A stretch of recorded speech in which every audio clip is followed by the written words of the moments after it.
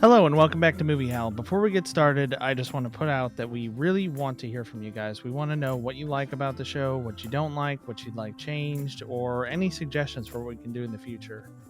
You can find us on Twitter at MovieHell, and you can email us at moviehell@gmail.com. But for this episode, me, Ryan, and my darling co-host Joe will be discussing a recommendation from his fiance. And we've actually talked about doing a series like this where we do just movies recommended by our partners. But this is Mr. Right, which is an Amazon Prime movie. Is it? We saw it on Prime, I believe. It's a 2015. You could say romantic comedy. Um, it's almost its own genre because it is. It's got that romantic comedy feel to it, but it's like an action movie, almost action thriller movie as well. It's really unique beast, which we've done a lot of those. I'd say recently, where it's just something unique and out there. This for movies in the realm of romantic comedy, this is not your typical one. Yeah, and no, it looks like I'm wrong. It's not an Amazon Prime movie. I thought this was one that was sort of a direct-to-video thing, but it was a theatrical release. I guess I 2015. just missed it. Did we watch it on? I was going to say Netflix. Maybe I don't I don't know. So many movies that your fiance recommend are from Amazon Prime. I just assume they're all from there. know. So, Mr. Right is kind of like you were saying, a romantic comedy action thriller starring Anna Kendrick and Sam Rockwell, Sam Rockwell, yes. which is an interesting pairing. They're Mm-hmm. two actors I really, really like. I really like Anna Kendrick. I really enjoy her weird self-deprecating humor and how she's kind of leaned into this quirky personality, and that comes through 100% in this movie, although I haven't really seen her play anything but that, if I'm honest. Like, there's been nothing that I've seen where she's like Bond level suave and competent. She was in The Accountant with Ben Affleck, and she wasn't as much that type of character in that movie. A little bit, but I would say not as much that type of character. But I would agree. I like her too. I don't think she's like a lot of typical Hollywood actresses. She's a little quirky, fun. The self-deprecating humor is really good, and she's in my opinion she's compelling. I like watching her. And Sam Rockwell, he's fantastic in everything I've seen him in. Yeah. Like he Yeah. he helped make the movie Iron Man 2. I know out of the people hated it, they hated Iron Man 2, but he was great as Hammer. Yep. He was fantastic in that. He's fantastic in everything. One of the movies I have on my list for us to watch is it's kind of like a character study movie with him. It's called Moon, where he's this astronaut, somebody he lives on the moon by himself. There's maybe this artificial intelligence computer that he interacts with, but it's basically just him, which looked really interesting. And another one I need to put marked down that had him in it, which was Seven Psychopaths, which is super fun. Hmm. Seven Yeah. Psychopaths is it's got Christopher Walken, it's got him, it's got a few other names that you would know who I can't remember off the top of my head right now. It's been a number of years since I've watched it, but it was really good. And he is fantastic in this movie. He plays an ex CIA hitman who he still gets people who try to contract him to do jobs, but when he gets those people who try and contract him, he ends up killing them as kind of a twisted, he's the good guy thing now. And so he's killing the people who are trying to put hits out on other people. Yeah, it's a weird twist. And it's not one that they explore too much either. And he's really funny in it. So He's good. really funny as Hammer in Iron Man 2, like you were saying. I haven't seen the other movies you mentioned with him, but I have seen Best of Enemies, which was really good, where he plays a kind of a high level member in the KKK who makes friends with a Mm. black woman. And yeah, that movie was really, really good. And he seems entirely believable and sincere through the whole thing. Like, he totally sold it. I didn't see any of Hammer in him, or these funny characters that he plays. It's it's hard to put your finger on what makes him so good, He's but him he's mixed very with Anna Kendrick, charismatic. yeah, and those two mixed together is just really fun and an interesting idea. Although they are about 16 years apart in age. 17. 17. It is So 17. yeah, that was a little odd. That was a moment that I had pretty early on. It's like, wait, aren't they like really, really far apart in age? Kind of like in Yes Man when Jim Carrey was like 50 and whatever her name is, Zoe Deschanel was like Yeah, Zoe. 27 or something like that. Something It's like like that. there was this like weird little moment where it's like, he looks really young, but he's not, right? Right. Like he's pretty young, but he's not like, I mean, she was in her 20s in that movie, I think, Probably, yeah. in Mr. Right, if this was in 2015. But anyway, we can stop talking about and gushing about Sam Rockwell, but but Can we? Can we do that? it, I don't know. it's a super fun movie. So I'll go ahead and give my take first. I was not looking forward to this. I was very apprehensive because your fiance has a spotty track record when it comes to movie recommendations. Some have been really good. Once Upon a Time in Venice was actually very fun. And I think that was one of the Amazon Prime movies, like just a straight to video thing, but I'm not 100% sure now because I thought this was and I'm wrong. Yeah, if it was a release, I think it would have been more of a limited release in certain states, not like nationwide kind of a thing. And then the other that she's had us watch that was also good was Always Be My Maybe, which I Mm. thought was fun. But there have been some that were just really strange, just a little out there, which is like, this poster looks interesting or whatever. But she knew what she was talking about with this one. This one was really good. It follows, like you said, this hitman who his shtick is that he comes after the people who try to hire him, and he wears a clown nose. Yeah. It's this really weird thing that they never get into. They never talk about why he does it. He just, stuff's about to go down when he like pulls out this little clown nose and puts it on. He's even nonchalantly in one scene like having a meeting with this guy who's trying to hire him like on a bridge, and he's just doing his thing, and he just like pulls out the nose and puts it on, shoots the guy, pulls the nose back off, and leaves. Like I like so, that. I like that yeah, they don't go into any sort of. We don't need the whole background of why does he do this? Why he's just that. It's just a weird thing that character does. kind of like it reminds me a little bit of Jack Nicholson in the 1989 Batman, where he says, "Have you ever danced with the devil in the pale moonlight?" He says it before he kills somebody, and there's a scene where he's going to shoot Bruce Wayne, and he says that, and he just goes, "What?" And he goes, "It's just something I like to say."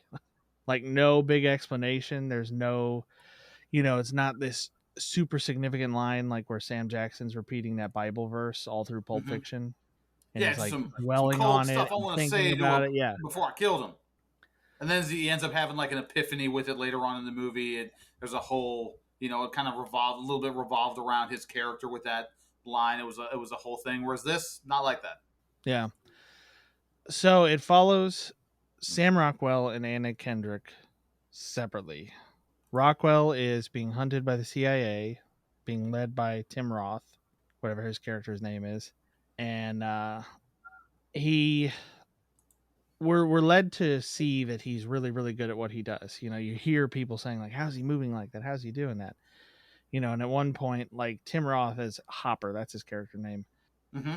is talking to these guys and he's like, "Oh, you know what? I thought you guys were professionals. Never mind. I'm just going to stay here." And he just like takes his tactical gear back off and hangs it back up. And he's like, "Oh, I kind of like that one. Like, it's a shame. Like, he knows they're all going to die. He's listening to it happen on the radio. Yep. He's marking them off as he knows they're going down. He understands uh, what he's doing. Francis. Yeah, for what Francis is doing. And it's really cool to see that the mentor is hunting the student. And at the same time, we flash sideways to a very mundane story, which is Anna Kendrick is going to surprise her boyfriend, and he comes in with another girl because he doesn't know that she's there, and they break up. There's this really creepy scene of like, we you could have an open mind about this, and then the other girl's like touching her leg, and she's like, "Yeah, no, no," and just She like just picks takes off. up picks up the other girl's hand and just takes it off of her. Oh, that's not going to be happening. Mm-hmm. So she at least had enough self-respect for herself as a person in this movie to be like, "Oh no, you're a dog, and we're done." Yeah. So both, it's not one of these things where like they're both going through a breakup or anything, and the way they run into each other is so funny and on the nose. They literally bump into each other in a convenience store, and like an entire rack of condoms falls off, and Sam Rockwell catches all of them in almost like Tobey Maguire as Spider-Man catching the tray and then all the food on top of it because he Mm-hmm. brings them back up in this like stack. While catching Mary Jane. Yeah, it's and that's like their what's the term, like meet cute. You know what I mean? There's Mm-hmm. some term. I think it's like a French term, but yeah, like their story of how they meet. It's like they run I into think the each term you're other. looking for is menage a trois. I think is that's the, I don't know French. I'm sorry. I don't believe so. It's and it leads into this like weird thing where they're just for whatever reason he's like infatuated with her right away. Yeah. And so they're hanging out. He's like really funny and he's also super open about like what he's doing. He's like, "Hey, I'm going to go kill somebody. I'll be right back." And she just doesn't believe him, and then she eventually finds out it's all true, like what he's doing, like, "Oh shit, what am I getting myself into?" Like she sees him actually do something and it hits the fan.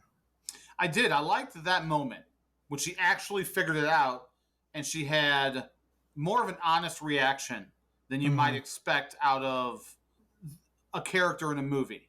Mhm. It was a more honest sort of, this might be what you'd actually do in real life. Like, she didn't even know his name and he didn't want to give his name. And that was kind of a whole thing in the movie, and how she found out his name. It it was all pretty good. Tim Roth, as we said, is the Hopper. Yeah. He's Hopper, like the older agent who is going looking for him. He's really good in this as well. Which, again, Tim Roth, he's good in a lot.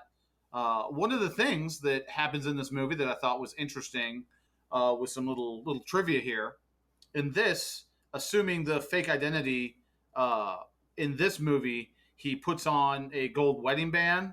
Well, he also did the same thing in the Reservoir Dogs, where when he mm, was Mr. Orange, and he put on a fake wedding band as well for that movie. And so that was a little nod to that. And I like, when actors decide to do things like that. I would say it was more an actor choice than a director choice, but it might have been a director choice. I mean, it's a Reservoir Dogs, pretty classic early Tarantino movie.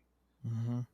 This the the relationships between all of the characters in this were pretty interesting, and I thought some of the movie itself, like the reason Francis, Sam Rockwell's character, can do some of the things he can do, the reason he's so good at what he does, they go into an explanation in it in the movie. And I'm not going to get into the big explanation as to why it is, because we would like you to watch this movie as well. It's fun. Yeah. Sit down and watch this movie, with your boyfriend, with your girlfriend, and, maybe surprise them with something they didn't expect. So I don't want to spoil anything, but they kind of get into that.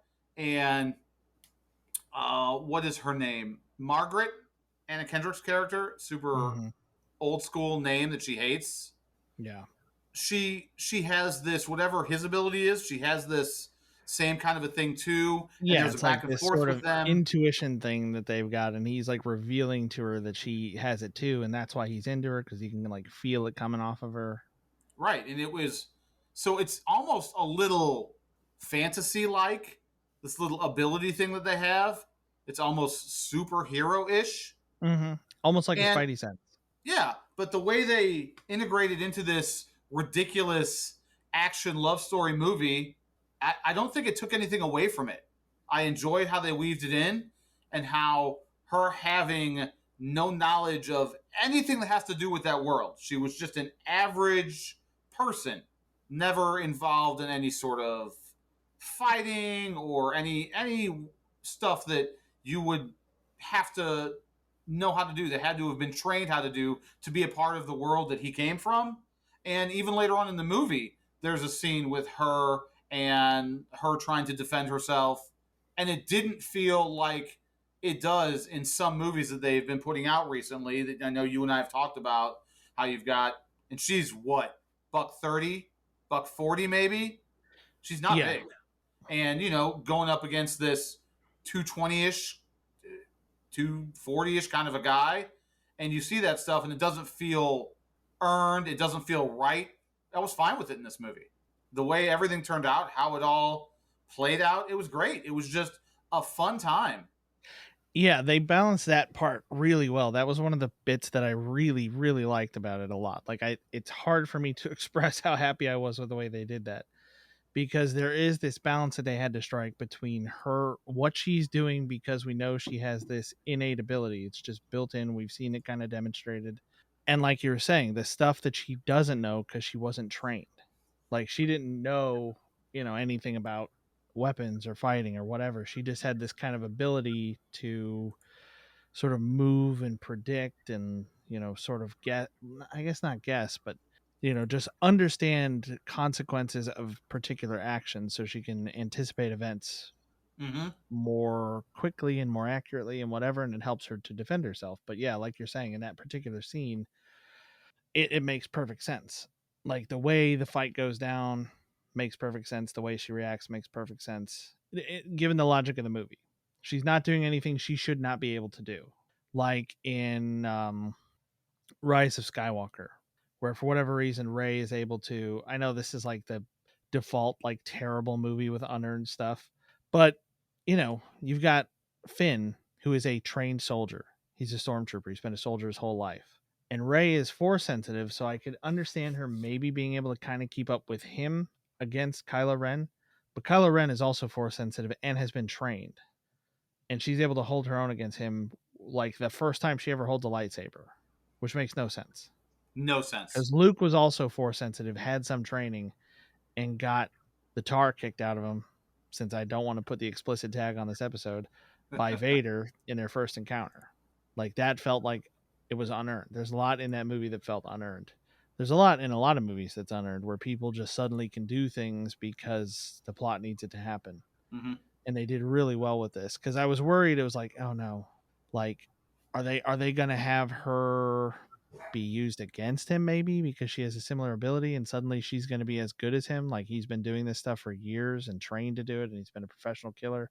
Or is it going to be something where she kind of becomes an apprentice? And that's sort of more the direction they went, and I really really like it. They struck a really nice balance of, I feel like, handling all the characters in a fairly respectful way, apart from the ones who were purely there for comedy and conflict, and making it feel like it was progressing in a natural way, given how outlandish everything else in the movie was. Yeah, I think that just the way they did some of the action, some of the fight scenes in this, like at one point, uh, Francis and Margaret are having dinner, and like you said, he tells her, "Hey, I got to go outside and take care of this guy because he saw him in the bar, and he's like, he really likes this girl, and he doesn't want anything to mess it up." And so he has this guy walk outside with him, and he does this almost like a what was the movie? The new version of Jumanji with The Rock. One of the characters in it, one of her special abilities is dance fighting. That's kind of Hmm. what he does in this. He does this dance fighting thing, and he's just toying with this guy. Like if I got into a fight with somebody, like and I wanted to hurt them, but I realized pretty much in the first 5 to 10 seconds of the fight that, oh, I am severely outclassed. I may as well just sit down and put my hands up and be like, you know what? Just don't kill me. I sorry I wasted your time, sir. Please have a nice rest of your date. Like I I want to see that happen. Like I think that happened in Iron Man 3. Like when Tony Stark's breaking out and one of the guys is like, you know what? It's honestly they're really weird here. I don't even like it, and he just like leaves. He's like, I don't want any part of this. And there's a there's a really great moment in Batman the Animated Series, not the old one, but when they kind of revised the art style a little bit. okay, But there's like a henchman for one of these mob guys, and he's just like doing his rounds, checking the house, and he opens this door, and huh. Batman's in there, and Batman stands up and looks at him, and another guard's like, He closes the door. anything He's like, in oh, there?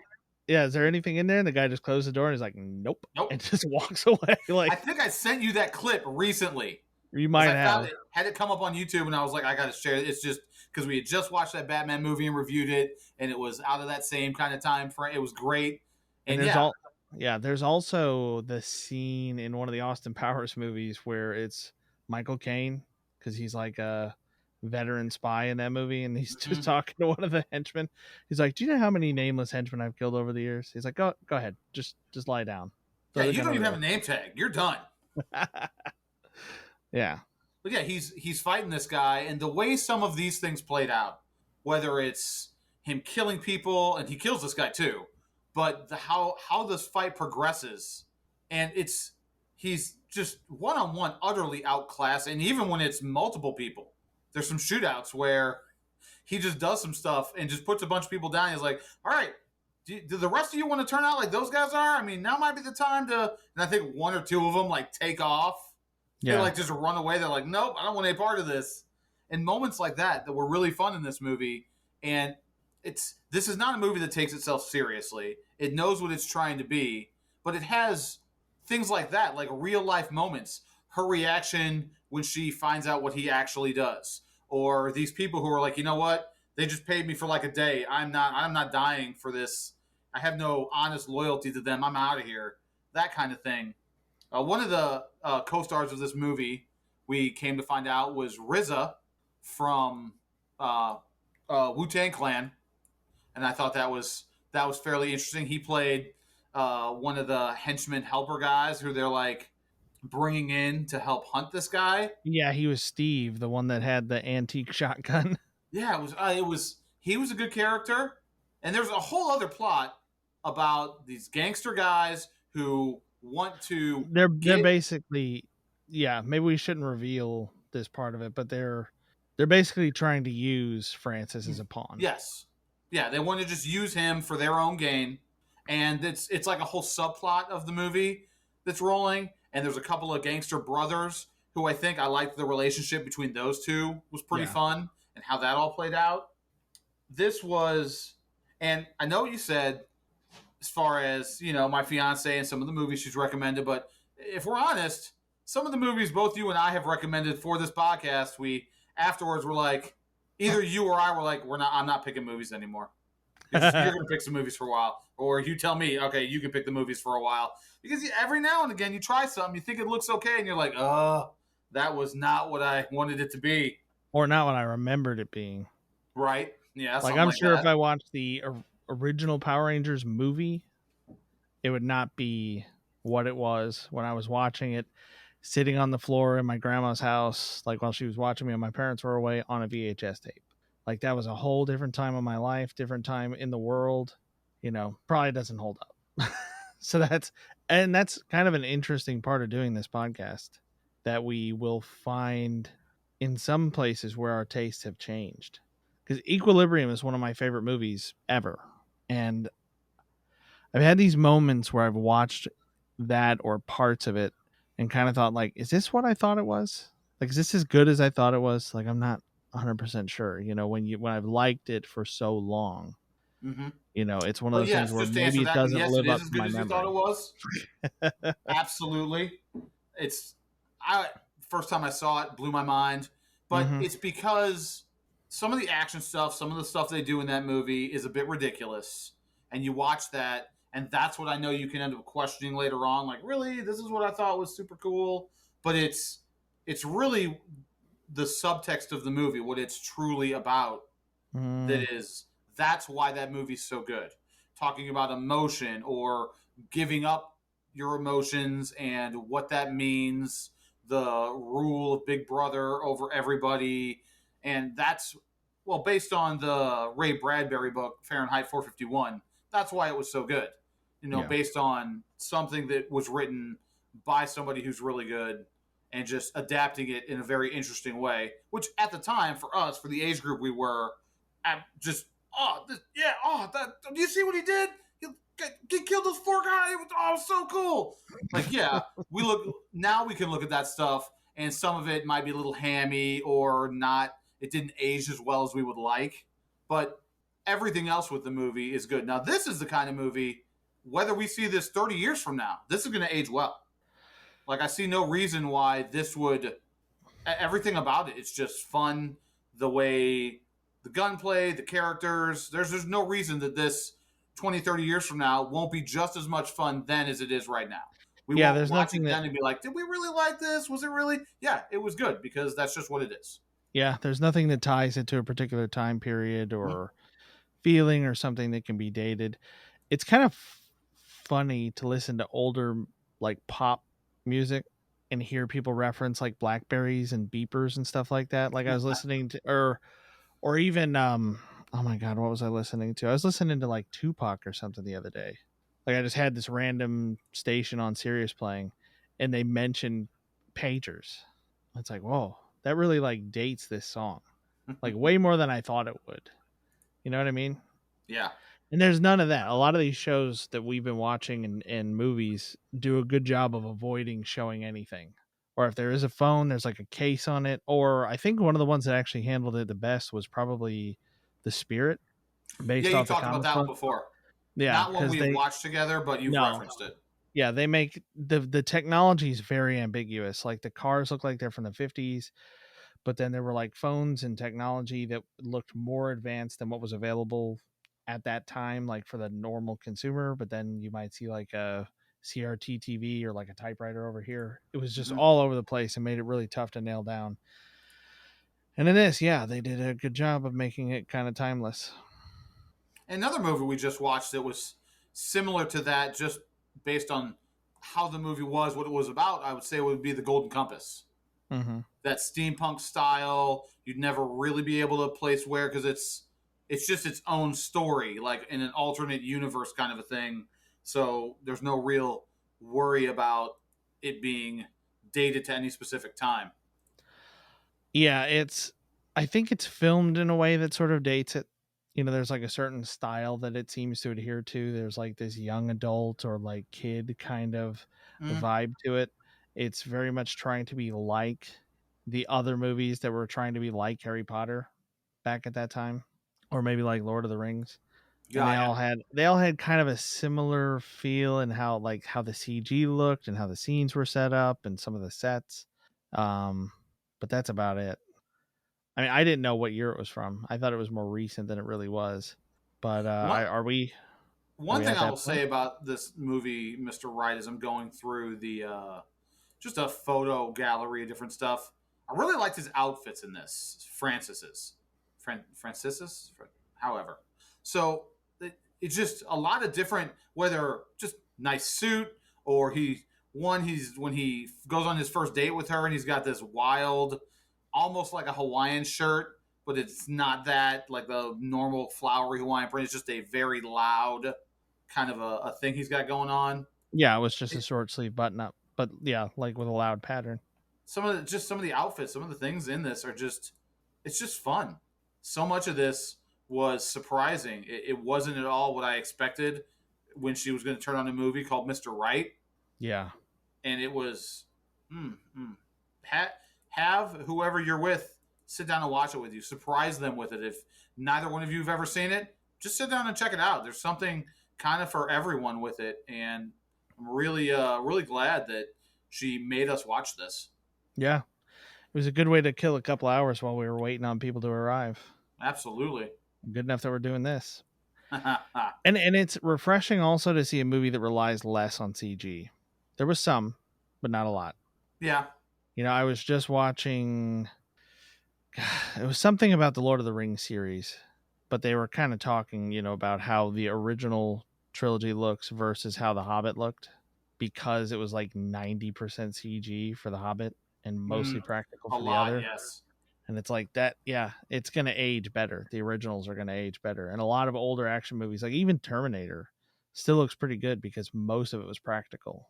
Well, I guess was any of it CGI? I don't think any of it was CGI, but like the original set of movies, I think the T-1000 or whatever it was, Yeah. the liquid one, I think that was the only real like CG, you know, like not just a straight practical effect.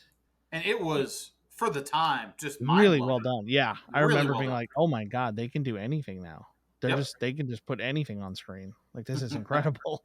It was. And it is nice to see a movie without any of that. And just, as far as your point with Lord of the Rings versus The Hobbit, well, the reason Lord of the Rings is going to age better and hold up better is because the Hobbit movies were garbage. You Just mean because it's hard to pull off like 8 hours in a trilogy off a book that's like 160 pages? Yeah, that's one kid's book. Yes. Maybe you might have been able to get two. Because I know it culminates in the end of that book with the Battle of Five Armies. So that's kind of a big thing. But that was really looking forward to the second one and Smog, and it just would have let down. Just I don't want to talk about that. That's not okay. I'm salty. The other ones were so good, and it was so bad. I don't even. But this wasn't. Mr. Right was great. Mr. Right was not bad. If we have to put a tag on it, whether this is a watch or not a watch, I think Halligan's at this point, everybody who has listened to this already knows. I'm going to say watch. Yep, Easily. totally a watch. Honestly, might even be worth, like, if you don't have Netflix or whatever else it's on. Let's see. I think it's on Netflix. It's on Netflix. Yep. You can rent it on YouTube or Google Play Movies or Apple TV. Seems to be about the same price everywhere, but worth a rent. Worth maybe signing up for a free trial for something. It's good. It's fun. Would you say this was as good as Hitman's Bodyguard? No. No? It was close. It wasn't as good, though. The original Hitman's Bodyguard was really good. It really caught me off guard. The way Ryan Reynolds and Sam Jackson play off each other is awesome. Like, they were just so funny together. Yeah, there was a lot more to that story. Yeah, like I was saying when we started, this was a really, really simple story overall. Mm-hmm. It's guy likes girl doesn't know what to do, decides she likes guy, then like some stuff happens, and they just kind of get through it. They're not like really striving towards anything because they sort of hit a point where they just click. At least to me. I mean, that is part of the story, like getting to that point. But yeah, Hitman's Bodyguard actually kind of reveals a lot about the story along the way. There's kind of a cat and mouse aspect to it where, I don't know, I feel like that aspect was somewhat lesser here. But I would say they're in the same vicinity. And I would agree with you that it's definitely a watch. I mean, both of those are definitely a watch. So, Hitman's Bodyguard, watch with your friends. Mr. Right, watch with your partner. Absolutely. That's the way to recommend those two. Tell your girlfriend, hey, I got a little movie for us to watch, and I think you both might be surprised. Mm-hmm. So I'll say once again, Halligans, thank you so much for listening. Like Ryan said in the beginning, you want to contact us. We already listed the ways you can do it. We sincerely hope you do. Hit us up. Recommend something for us to watch. We'll watch it. We'll talk about it. I'm ready to do that. You ready to do that? Totally. Awesome. I want something that's out of our wheelhouse. We've had a couple that we just randomly selected using like something that just comes up with them, but that's how we got Mr. Nobody. Yeah, that's not we. That's you, buddy. Let's just throw that. Nah, I'm not randomly selecting. No. You made me watch Wizards. I did. I still think about that movie at least like 4 times a week. How can you not? I mean, ain't nothing like it, bro. Nothing. Of course, you could also say, like you just said, Mr. Nobody. Ain't nothing like that either. No, I would like to dress up as Peace for Halloween. The like big red robot guy. All right, you be Peace. I'll be Avatar. Yeah, you got a beard for it. Yep, we'll do it. It'll be great. Will Kim dress up as the fairy chick? Oh no, I'm sure she won't. Oh well. Damn, I thought we had a group thing going on, but no, won't do it. I mean, mine won't. Yours might. I mean, she might. I doubt it. She might. I have my doubts. I could get George to be Weehawk. All right, all I gotta do is run around and scream, dude. Just That's all. That's it. That's all I gotta do. He'd be down for that. Yeah. All right, Halligans, it's getting ridiculous. Thanks once again for listening. We really appreciate it. This was our review for Mr. Riot. We do hope you enjoyed it. I don't know about you, but are you all done, Ryan? I am done. All right. Looks like I've been Joe. I've been Ryan. We're out.